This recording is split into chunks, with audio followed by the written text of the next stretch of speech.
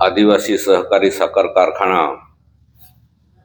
डोकारे हा कारखाना धुळे नंदुरबार जिल्हा बँकेने थकीत कर्जासाठी दिनांक 24/3/2024 रोजी कायदेशीर तरतुदीनुसार ताब्यात घेतला आणि या कारखान्याला ताबा घेण्या जो बँकेने ताब्यात घेतला त्याला सर्वस्वी म्हणजे 3 वर्षापासून जे निवडून आलेलं संचालक मंडळ आहे. खरं तर हे संचालक मंडळ भ्रष्टाचाराच्या आरोपाखाली शासनाने बडतर्फ सुद्धा केलेलं होतं. त्यांनी नेहमीच म्हणजे ज्या भाडेकरू कारखान्याला असहकार्य सतत केलं, मेन गेटला कुलूप लावणं, अधिकाऱ्यांना दमदाटी करणं, कर्मचाऱ्यांना भडकावणं आणि कारखान्याकडून अवाजवी मागण्या ह्या मागणं, त्याच्यामुळं जो आदिवासी सहकारी साखर कारखाना 2021 व 22 मंत्री समितीच्या अधिकाराने म्हणजे महाराष्ट्र शासनाचे साखर आयुक्त कार्यालय पुणे ह्यांच्या मार्फत 15 वर्षाच्या भाडेपट्टा कराराने तो दिला गेला. कारखाना भाडे देण्याबद्दल जेव्हा कारखान्याला अडचणी आल्या तेव्हा संचालक मंडळाच्या बैठकीमध्ये आणि जनरल बोर्डमध्ये सुद्धा ठराव झाला की हा कारखाना भाड्याने देण्यात यावा आणि त्यानुसार नियमानुसार हा शासनाच्या मंत्री समितीच्या अधिकारात म्हणजे टेंडर निघाले, रीतसर टेंडर निघाले. ते काय ज्या जुन्या संचालक मंडळ किंवा ज्या कारखान्याला भाडेपट्ट्याने दिलं त्या कारखान्यानं असं काय हे झालं नाही, परंतु टेंडर निघालं साखर कमिशनर समोर आणि ते तिथं रीतसर ज्या कारखान्याचे जास्त भाव निघाले म्हणजे प्रति टन 112 रुपये टन जो कारखान्या मेट्रिक टन गाळप केला त्याला 112 रुपये मेट्रिक टन प्रमाणे भाव दिला जाईल असं ठरवलं आणि त्याप्रमाणे द्वारकाधीश सहकारी साखर कारखान्याला आदिवासी सहकारी साखर कारखाना 15 वर्षाच्या कराराने देण्यात आला. हा खरं करार हा नियमानुसार शुगर कमिशनर ह्यांच्या मान्यतेने झालेला आहे आणि नुसता 15 वर्षाचा करार 112 रुपये नाही तर दरवर्षी म्हणजे दर 5 वर्षांनी 112 रुपयाच्या ऐवजी परत शुगर कमिशनरकडे जाऊन परत ती भाववाढ झाली असते. असं तीन एक वेळा 15 वर्षामध्ये झाली असती. सुरुवातीला जेव्हा कारखाना आम्ही भाडेतत्वावर दिला तेव्हा त्याची कॅपॅसिटी 1250 मेट्रिक टन होती आणि संचालक मंडळाच्या भरोश्यावर म्हणजे तेव्हा 1250 आणि जवळपास 150 दिवस आणि सरासरी 1250 तरी जवळपास 1.5 लाख ते 2 लाख मेट्रिक टन गाळप होत होतं. सुरुवातीला जेव्हा कारखाना भाड्याने दिला तेव्हा 21-22 आणि 22-23 माझ्याकडे सर्व आकडेवारी आहे, कसं क्रशिंग झालं आणि भाडं किती दिलं. तर आपल्याला जर आकडेवारी पाहिजे असेल ते सुद्धा मी आपल्या सर्वांसमोर देईन. आणि त्याच्यानंतर म्हणजे 21-22 कारखान्याच्या भरोश्यावर जो 1250 मेट्रिक टन गाळप होणारा कारखाना होता तो द्वारकाधीश कारखान्याने 2500 मेट्रिक टन पर्यंत कॅपॅसिटी वाढवली. कारण 1250च्या कॅपॅसिटीच्या ऐवजी 2500 टन कॅपॅसिटी मेट्रिक टनाने गाळप झालं असतं. कारण सुरुवातीच्या जेव्हा आम्ही 22-23 जुन्या संचालक मंडळाच्या कारखान्या म्हणजे ताब्यात असताना 2 वर्षे चांगलं क्रशिंग झालं, परंतु नवीन संचालक मंडळ आलं आणि 23-24ला फार मोठा अडथळा केला त्याने. त्याच्यामुळं नाईलाज असतो 2 जे हंगाम होते 2023-24, 24-25 आणि 25-26 ह्या हंगामामध्ये आपल्याला माहीतच आहे, मी सांगितल्याप्रमाणे की फार अडथळे आणले, त्यामुळे कारखाना बंद राहिला.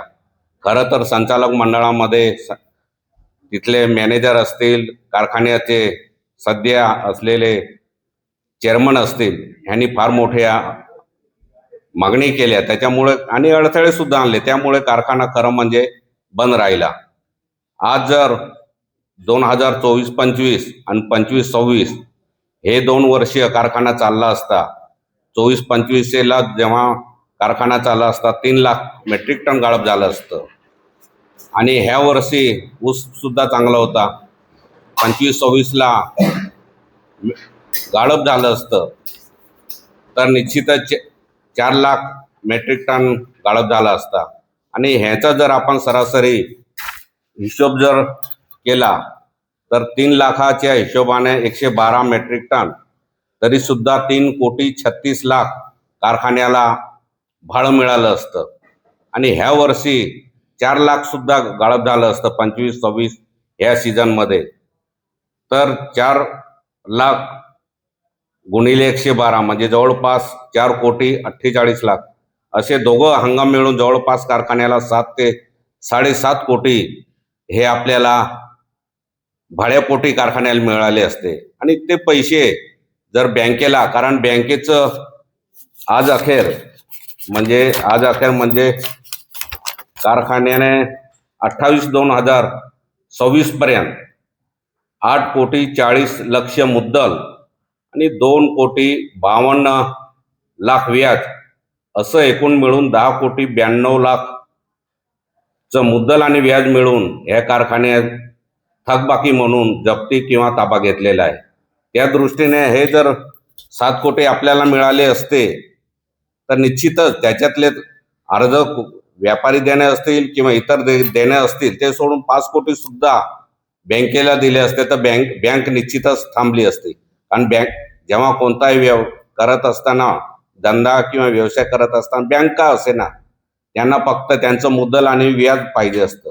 थोडं 1-2 वर्ष उशीर झालं, पण वेळेवर जेव्हा साखर आयुक्तासमोर ठरलं होतं की त्याच्यामध्ये सर्व तरतुदी होत्या की जे आपण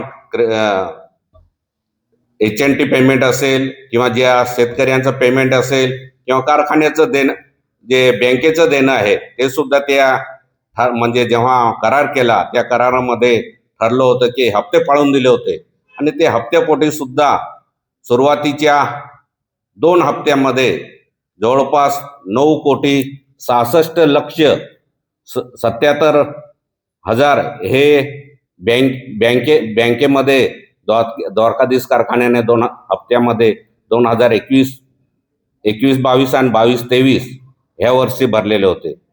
आणि त्याच्यानंतर सुद्धा बँकेने 3 कोटी रुपये बँकेला भरण्यासाठी दिले होते, परंतु त्याच्यामध्ये संचालक मंडळाने फार मोठा भ्रष्टाचार केला आहे त्याच्यामध्ये खरोखर म्हणजे. कारण हा मोठा भ्रष्टाचार केला म्हणूनच शासनानं आपल्याला हे संचालक मंडळ बरखास्त केलं होतं. आणि त्याच्यामध्ये जे द्वारकाधीश कारखान्याने प्रॉव्हिडंट फंडाचे असतील किंवा इतर बँकेला भरणा करायचे असेल त्याच्यासुद्धा मध्ये स्वतःच्या अधिकारामध्ये म्हणजे कारखान्याच्या नियमात किंवा इतर काही नसताना देव मोगरा गॅस एजन्सीला 2 लाख रुपये दिले गेले. सुमानिक ट्रेडर्स आहे त्याला 1,09,70,000 दिले गेले. आणि ज्या पतपेढीचा काही संबंध नाही, दादासाहेब माणिकराव गावित पतसंस्था, हिला 2,60,00,000 94,500 रुपये दिले गेले. हे सुद्धा पैसे ह्यांनी खाजगी स्वरूपात न वापरता बँकेमध्ये भरले असते तर तो म्हणजे जो कर्जाचा बोजा होता, डोंगर होता, तो भरला गेला असता. परंतु ह्यांनी स्वतःच्या इतर ज्या देणी होत्या त्या देणी न देता स्वतःच्या कुठे फार मोठा त्याच्यामध्ये भ्रष्टाचार केलेला आहे. त्याच्यामध्ये काही उदाहरणं सांगायचं गेलं तर आपण सर्व लोक जाऊन किंवा जनता, माझे शेतकरी बंधू कारखान्या साईटवर गेले तर तिथे देवमोगरा मातेचं मंदिर आहे. शिवशोभीकरण नावाच्या खाली 1,09,00,000 तिथे काढले गेलेले आहे. आज तिथे बघायला गेलो एक साधा ब्लॉक सुद्धा नाही, रंगरोकोपटी किंवा गार्डन बनवण्यासाठी, परंतु तिथे आपण प्रत्यक्ष जाऊन सगळ्या तालुक्याच्या जनतेने किंवा सगळ्या माझ्या सभासदांनी तिथे जाऊन बघितलं तरी तिथे काही नाही, पूर्ण भ्रष्टाचार हा कारखान्याने केलेला आहे. कर्मचाऱ्यांचा प्रॉव्हिडंट फंड सुद्धा वेळोवेळी द्वारकाधीश कारखान्याने म्हणजे कर्मचाऱ्यांचा प्रॉव्हिडंट फंड भरण्यासाठी कारखान्याला दिले, त्याच्यामध्ये सुद्धा भ्रष्टाचार केलेला आहे. त्यांनी जो प्रॉव्हिडंट फंड आहे ते माझ्याकडे तारीख आकड्यासहित उपलब्ध रक्कम सुद्धा आहे. तर एकूण 82.45 लक्ष हे आदिवासी सहकारी कारखाना प्रॉव्हिडंट फंड भरण्यासाठी कारखान्याला दिलेलं आहे.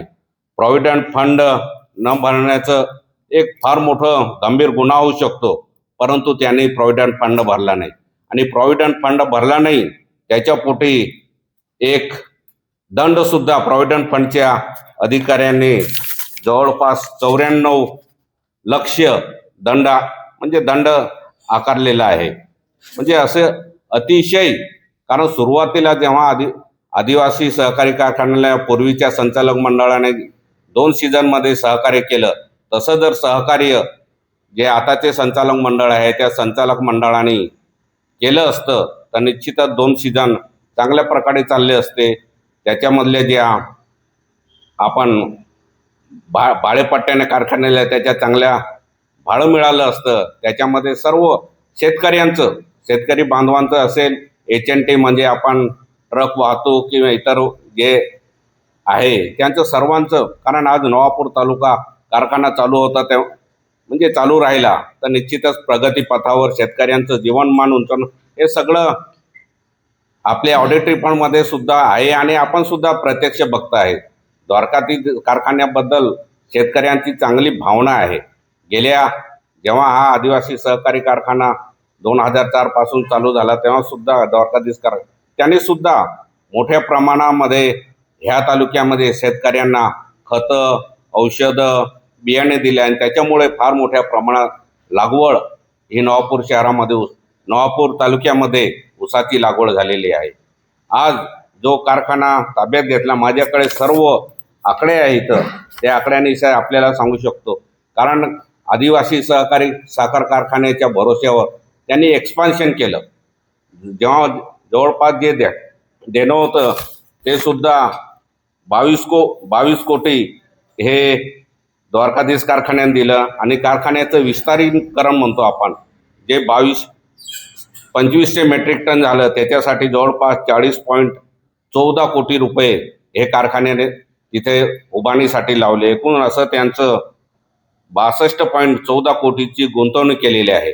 आणि एवढी गुंतवणूक केली असताना सुद्धा सध्याच्या संचालक मंडळाने त्यांच्यावरती अविश्वास दाखवला.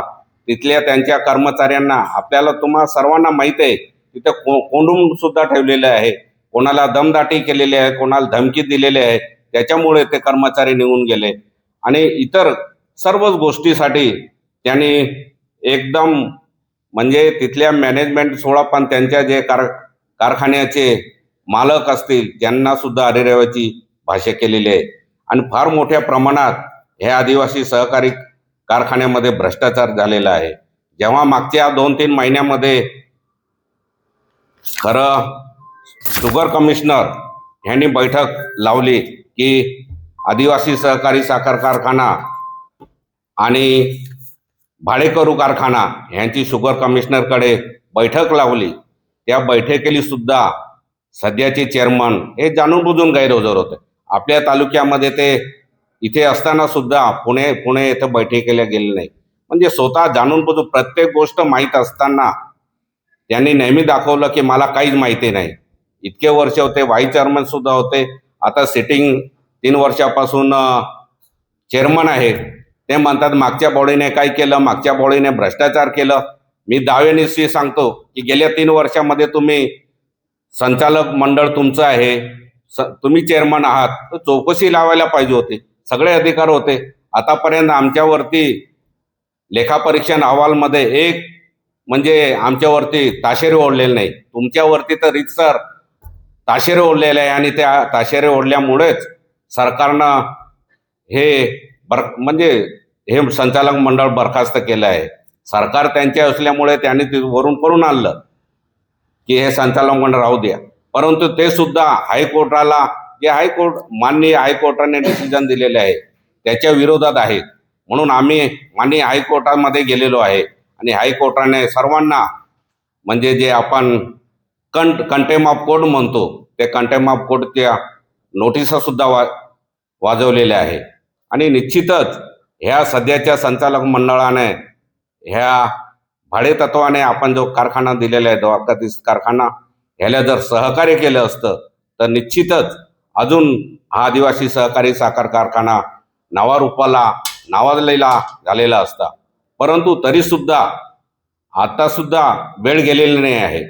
आज सुद्धा आपण बँकेशी चर्चा करू शकतो, भाडेकरू कारखान्याशी चर्चा करू शकतो, शासनाशी चर्चा करू शकतो. येणारा हंगाम कसा सुरळीत होईल ह्या दृष्टिकोनातून ते ह्या तिघ जणांची एक जर बैठक लावली, त्याच्यासाठी मी महाराष्ट्र शासनाकडे सुद्धा माननीय मुख्यमंत्री महोदय असतील किंवा सहकार मंत्री असतील ह्यांच्या सुद्धा भेटी घेऊन किंवा बँकेचे जे संचालक मंडळ आहे त्याच्यामध्ये चेअरमन आदरणीय राजवर्धन कदम सगळ्यांशीच, आणि ज्यांना आपण भाडे तत्वाने दिलेले आहे कारखाना ते आपले सावंत साहेब ह्यांना सुद्धा भेटून चर्चा करू आणि पुढचा सीझन कसा चालू होईल ह्या दृष्टिकोनातून मी निश्चितपणे प्रयत्न करेन. परंतु हे संचालक मंडळाने मनाचा मोठेपणा दाखवून, कारण एवढं खेचून न धरता, कारण जेव्हा कारखाना चालू होतो तेव्हा आपल्याला पूर्व हंगामी कर्ज घ्यावं लागतं, मालतरण कर्ज घ्यावं लागतं, असं नाही की काहीतरी. परंतु निश्चितपणे जेव्हा 3-3 लाख टन क्रशिंग होतं तेव्हा प्री सिजनल कर्ज म्हणतो ते मशिनरीसाठी असेल किंवा इतर कर्मचारी यांसाठी असेल किंवा HNT आपण ॲडव्हान्स म्हणून देत असतो, त्याच्यासाठी आपण प्री सिजनल घेत असतो. मालतारण म्हणजे साखर आपण जेव्हा उत्पादित करतो त्याच्यावरती म्हणजे शेतकऱ्यांना कॅन पेमेंट वेळेवर मिळावं यासाठी आपण मालतरण म्हणजे कर्ज घेत असतो. याच्यासाठी निश्चितच ते कर्ज घ्यावंच लागतं. तर ह्या कर्जासाठी आतापर्यंत आम्ही 2003-04 पासून म्हणजे सीझन चालू झाला तर 2021-22 पर्यंत आम्ही हे असं बँकेला आम्ही संमती म्हणजे ते काय म्हणतो ते जामीन कदबा तो देत होतो आणि निश्चितच कर्ज मिळतं. पण ह्या संचालक मंडळाचे आडमुठे धरणामुळे म्हणजे ज्या भाडेकरू कारखाना आहे त्याला प्रत्येक वेळी म्हणजे आपल्याला आम्हाला स्पष्ट सांगायचं तर काहीतरी फार मोठी डील म्हणजे करण्यासारखंच त्यांनी मागणी, अवाढव्य मागणी, मी हा शब्द वापरतो आहे, त्यांनी केली. आणि प्रत्येक वेळी त्यांना म्हणजे त्यांच्या कर्मचारी असतील त्या कारखान्यामध्ये गेट बंद करणं हे सगळ्या शेतकऱ्यांना माहीत आहे. त्यांनी जो उत्पादित माल केलेला आहे त्याला बाहेर न विक्री करू देता म्हणजे कंपल्सरी गेट बंद करणं हे व्यवहार झाले. त्यामुळे कारण कारखाना चालू झाला तर 1 तास सुद्धा बंद झाला तरी लाखोचं कोटीचं नुकसान होतं. कारण आपल्याला असं नाही की चला 1-2 तास कारखाना बंद राहिला तर काय होत नाही, पण म्हणजे लाख कोटीने 1 तास बंद राहिला तरी नुकसान होतं. जर असं वेळोवेळी, कारण परत कारखाना चालू करायचा, परत चालू करायचा, बंद करायचा, चालू करायचा, ह्याच्यात कारखान्याचं फार मोठं नुकसान होतं. अशा अनेक अडचणी आल्यामुळे ते द्वारकाधीश कारखान्याचे त्यांचे मॅनेजमेंट आहे ते सुद्धा कंटाळलं आणि त्याच्यामुळे त्यांनी स्वतःहून किंवा ह्यांच्या अन्याय अत्याचार शब्द वापरता येईल ह्या इतर दबावामुळे ह्यांनी कारखाना चालू दिला नाही, हा माझा स्पष्ट आरोप आहे.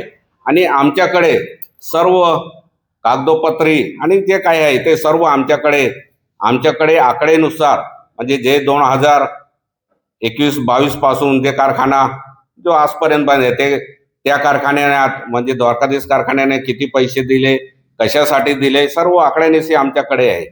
तर तुम्हाला जी माहिती उपलब्ध असेल ती सुद्धा मी निश्चितच उपलब्ध आता म्हणजे जस्ट ज्या क्षणाला सांगतात त्या क्षणाला मी उपलब्ध करून देईल. आणि सर्व कागदपत्रांची शहानिशा वस्तुस्थितीची माहिती घेऊन आपण ह्या दोषी जे आहे संचालक मंडळ ह्यांना प्रत्येकाने जाब विचारावं. आज मी आम्ही त्यांना चॅलेंज करतो की ते सांगतात की मागच्या बॉडीने आपलं हे केले म्हणजे त्यांच्यामुळे कारखाना म्हणजे भाड्याने दिला गेला किंवा त्यांच्यामुळे विक्रीला. अरे तुम्ही आता स्वतः 3 वर्ष होता, तुम्ही काय केलं? जर हे कारखाना सुरळीत चालू 2 वर्ष हंगाम चालू बी झाला असता, मी आकडे सांगितले, ते जरी भरले गेले असते तर बँकेने म्हणजे एवढी मोठी कारवाई केली नसती.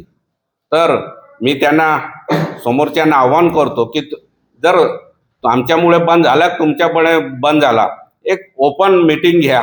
लोक सामान्य जनता जे सभासद आहे ते आम्हाला विचारतील, तुम्हाला विचारतील, तुम्ही त्याचं उत्तर द्या. कोणाच्या चुकीमुळे कारखाना बंद राहिला तर निश्चितच सामान्य जनतेला माहीत कळून चुकेल की हा कारखाना आदिवासी सहकारी साखर कारखाना ज्या सीझन पासून चालू झाला तर 2021-22 म्हणजे 22-23 पर्यंत सुरळीत चालू झाला. तेव्हा जर कारखाना बंद नाही राहिला तर या 2 सीझनमध्ये कसं काय बंद राहिले हे सामान्य जनतेला कळून चुकेल. एवढी आपल्याला माहिती देण्यासाठी पूर्ण आकडे माझ्याकडे आहे, पण ते पूर्ण आकडे काही देत नाही मी. पण तुम्हाला जर माहिती असेल तर आपण कोणती आणि माहिती आणि कशी आपल्याला जे काही प्रश्न विचारायचे असतील ते निश्चित आपण विचारू शकतात.